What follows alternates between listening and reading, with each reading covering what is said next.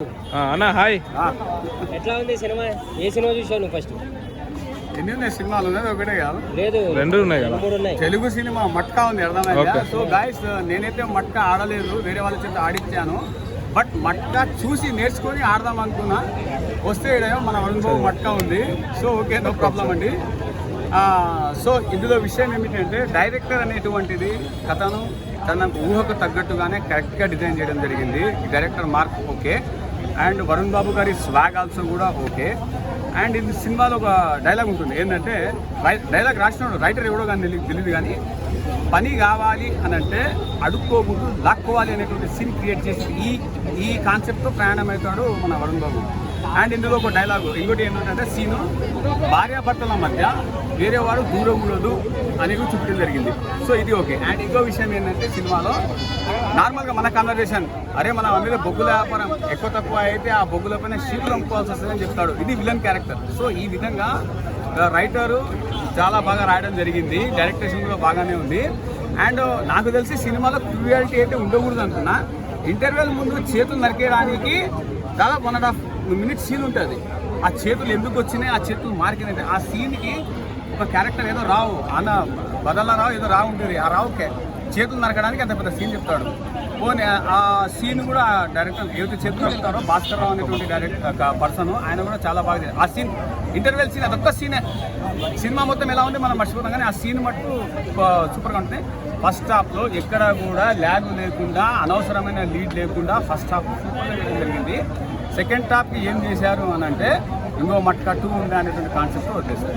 మట్కా అనే పేరుంది కదా, దానికి తగ్గట్టుగా ఏమన్నా ఉన్నాయా? అదే నాకు నేను చెప్తున్నా కదా, అసలు ఏందిరా మట్కా, అసలు ఎక్కడిరా మట్కా అంటే మట్కా ఎక్కడి నుంచి వచ్చింది అనేటువంటి చూపించారు. అది సో మీరు కూడా మట్కా చూడండి, ఆడొద్దు, అర్థమైందా? ఆడితే మనకు వచ్చేదేం లేదు. ఎమర్జెన్సీ ఎందుకు విధించారు ఆ మట్కా కోసమేనా అనే కాన్సెప్ట్ కిందకి పోయింది సినిమా. ఎక్కడి నుంచి సార్ ఈడ ఉంటుంది స్టోరీ, ఆడదాకా వెళ్ళిపోయింది. అది మన ఇందిరాగాంధీ దగ్గరికి వెళ్ళిపోయింది సినిమా. అది ఘోరంగా సూపర్ అండి మూవీ. హీరోయిన్ విషయంలోకి వస్తే, అరే హీరోయిన్ నేను ఎందుకు సెకండ్ హీరోయిన్గా పెట్టారేమో అనుకున్నా. మ్యాక్సిమం పెట్టేస్తారు కామన్గా, కానీ సెకండ్ హీరోయిన్ ఫస్ట్ హీరోయిన్ ఎలా అయింది అనేటువంటిది కూడా, అంటే లేడీస్ అంటున్నారు కదా 33% రిజర్వేషన్ కావాలని, ఆ సినిమాలో వేయడం జరిగింది. మట్కా సినిమాలో వరుణ్ బాబు గారు ఇచ్చారు, ఓకే నో ప్రాబ్లం. అండ్ మన కొరియోగ్రఫీ నోరా ఫతేది డ్యాన్స్ ఉంటుంది, కొరియోగ్రఫీ మట్టుకు వాళ్ళు చూపించారు ఆ పాపని. నోరా ఫతే పాప సూపర్గా, అసలు ఎక్సలెంట్ చూడొచ్చండి సినిమా. అండ్ వన్ మోర్ థింగ్ అండి, please watch Telugu movies and then go to other language movies. This is my humble request. Vijender గారు, తాళ రజనీ గారు అత్యధికమైన భారీ ఖర్చులతో నిర్మాణ విలువతో తీసినటువంటి సినిమా. ఈవీ ప్రకాష్ మ్యూజిక్, రితేష, మీనాక్షి చౌదరి గారి అందాలు ఈ సినిమాకి స్పెషల్ అట్రాక్షన్ అండి. 1980 బ్యాక్డ్రాప్ అయినా కూడా సినిమా చాలా కొత్తగా తీశాడు, కొత్త కథనం బాగా తీశాడు, కథనం స్క్రీన్లో చాలా బాగా కుదిరినాయండి. సినిమా హైలైట్ అండి. కరుణ్ కుమార్ గారి మేకింగ్, డైరెక్షన్ అన్ని చోట్ల హైలైట్ అండి. యాక్టింగ్ కానీ, మేకింగ్ కానీ, సాంగ్స్ కానీ అన్ని బాగుంటాయి.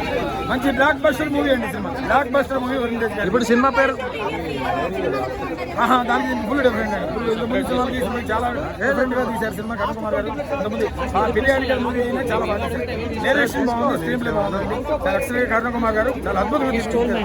మేకింగ్ పరంగా, డబ్బుల పరంగా భారీ బడ్జెట్తో కేవల విజయనగర్ గారు, కరుణ్ గారు నిర్మించారు. సంగీతం హైలైట్, సాంగ్స్ చాలా బాగున్నాయి. హీరోయిన్ అందాలు ఈ సినిమా ప్లస్ పాయింట్. మీనాక్షి గారు, రితేష్ గారు ఐటమ్ సాంగ్ కూడా బాగుంది. సినిమా 8.5 అండి. జై వరుణ్ తేజ్, జై చరణం. అన్న ఏ సినిమా చూసినావు?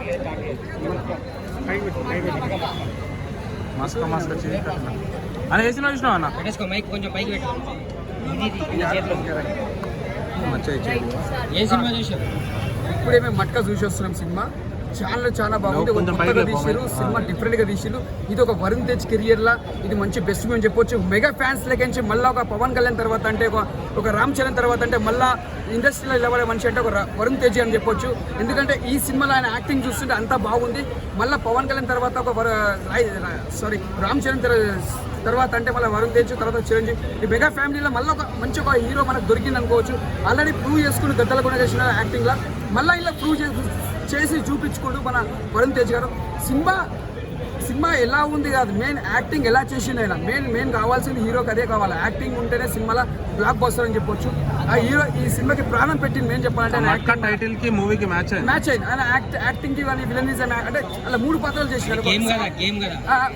మూడు పాత్రలు కనిపిస్తారు. ఒకటేమో సాఫ్ట్ కనిపిస్తారు, ఒక సైలెన్స్ ఉన్న కూడా విలనిజం లో కనిపిస్తారు. ఆ 3 పాత్రలు న్యాయం చేసిన యాక్టింగ్ లో సినిమా మాత్రం ఇచ్చి పడేసింది. ఎక్కడ కూడా బోరింగ్ లేకుండా బ్లాక్ బస్టర్ అని చెప్పొచ్చు. ఇది ఒక మెగా ఫ్యాన్స్ కి పెద్ద పండుగ అని చెప్పొచ్చు. ఇది ఒక బెస్ట్ మూవీ అని చెప్పొచ్చు. వరుణ్ తేజ్ కెరియర్ లో ఒక బెస్ట్ మూవీ. గద్దల కొడుకు చేసిన తర్వాత అంటే మళ్ళీ కొద్ది బెస్ట్ మూవీ. నా కోరిక ఒకటే ఉంది, ఒక రాజమౌళి సార్ మీరు వరుణ్ తేజ్ తోటి సినిమా తీయాలని ఒక మెగా ఫ్యాన్స్ ఒక ఆశ ఉన్నది.